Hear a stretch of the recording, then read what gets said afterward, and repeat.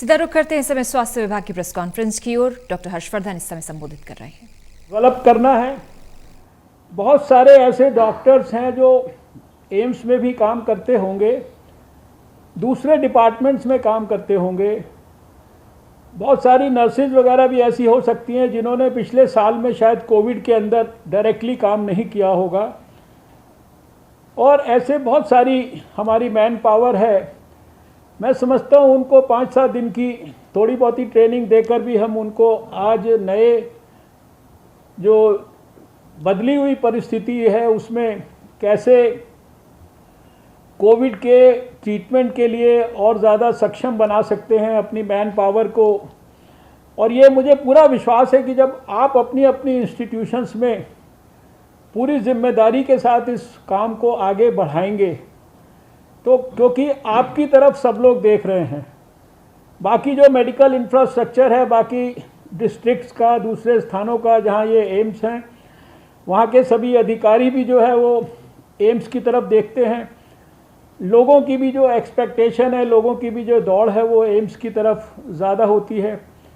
AIIMS से लोग guidance भी लेना चाहते हैं और ऐसे में हम चाहेंगे कि जिस प्रकार से नई दिल्ली एम्स ने सारे देश में 1 साल तक टेली कंसल्टेशन के माध्यम से देश के डॉक्टरों को लगातार गाइडेंस दिया, टेली मेडिसिन को हमने स्ट्रेंथन किया, लाखों लोगों को गाइडेंस मिला, वो सारी प्रक्रियाएं तेज होनी चाहिए। क्योंकि अभी इस बार के 2 महीने में एक बात ध्यान में आ रही है कि बहुत लोगों को जितनी तकलीफ नहीं है उससे ज़्यादा उनके मन में बीमारी के प्रति पैनिक है। और वो इसलिए लग रहा है क्योंकि वो केसेस की संख्या तेज़ी से बढ़ रही है। और ऐसे मौके पर उनको सही एडवाइस मिलना, उनकी बात धैर्यपूर्वक सुना जाना, उनको सही ढंग से ये बताया जाना कि आपको इस समय किस चीज़ की ज़रूरत है।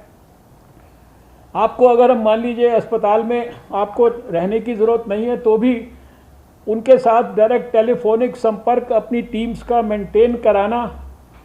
यानी नए नए हमारे पास और भी बहुत सारे जो हमने 1 साल में हमने किया, ओवर एंड अबव दैट बहुत सारे और नए इनोवेटिव आइडियाज़ को विकसित करके जैसे हम पिछली 2020 की चुनौती को सफलतापूर्वक हम उसको ओवरकम कर पाए।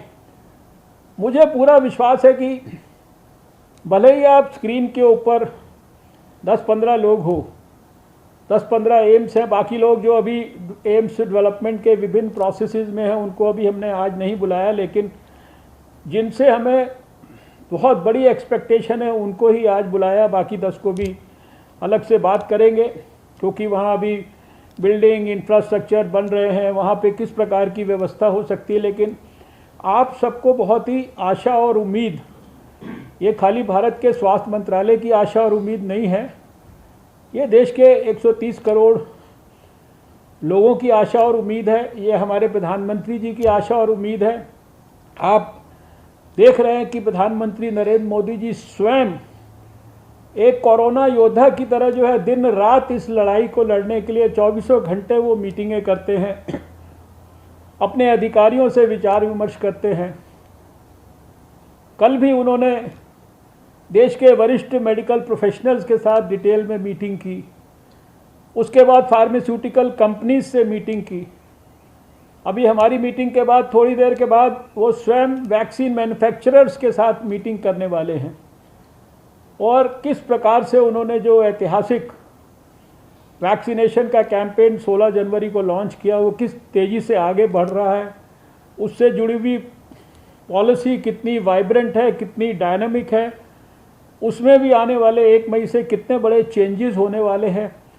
तो सरकार हर चीज़ों के प्रति पूरी तरह से सजग है। सरकार में होल ऑफ गवर्नमेंट और होल ऑफ सोसाइटी अप्रोच इसके साथ काम किया जा रहा है।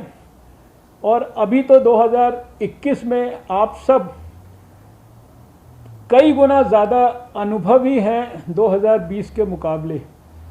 कोविड के खिलाफ तो हम लोगों ने ज़ीरो से सब कुछ सीखा और एक्सट्रीम तक हम लोग पहुँचे।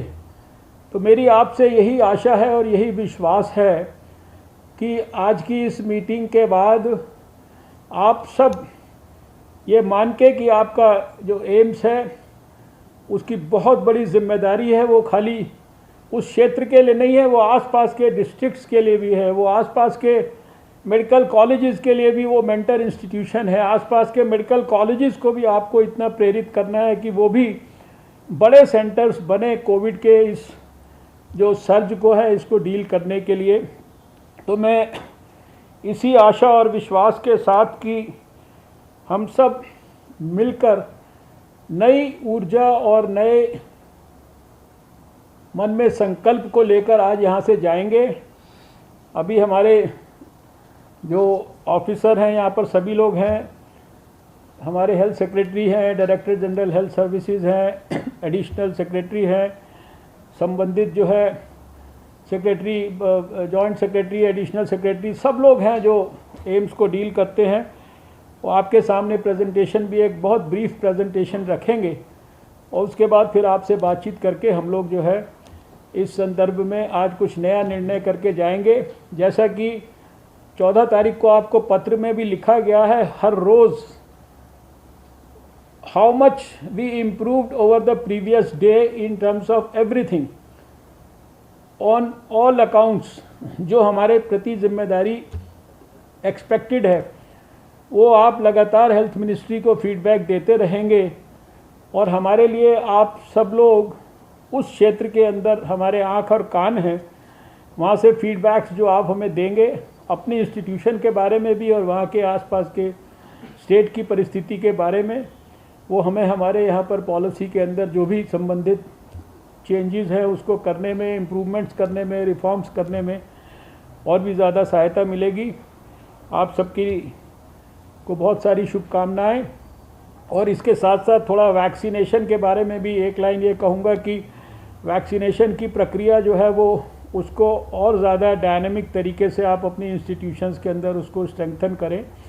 शुरुआत में हेल्थ वर्कर्स और वो सब लोगों को तो हमें करने का काम था, लेकिन हमें लगता है कि अभी जो सोसाइटल जो इन्वॉल्वमेंट है वैक्सीनेशन में लोगों का, उसके अंदर भी एम्स को एक बड़ी महत्वपूर्ण भूमिका निभानी चाहिए, not only as individual vaccination centres but also as the guiding centres for other vaccination activities happening at other places.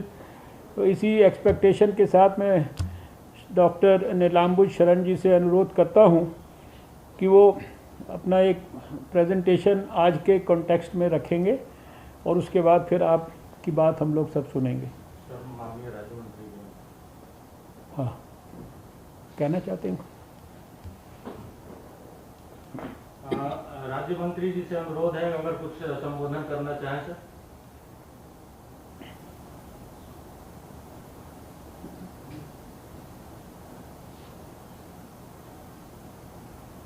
Doctor राजमंत्री साहब ने सारी बातें रखा है।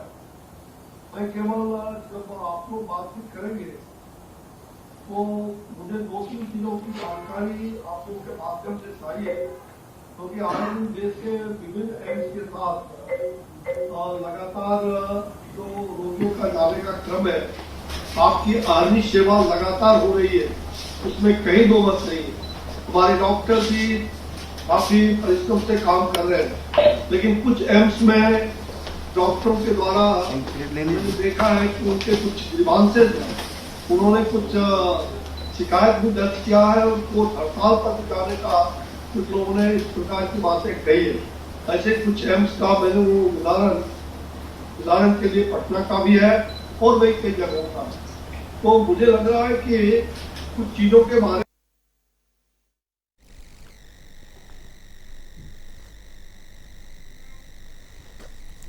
तो एम्स के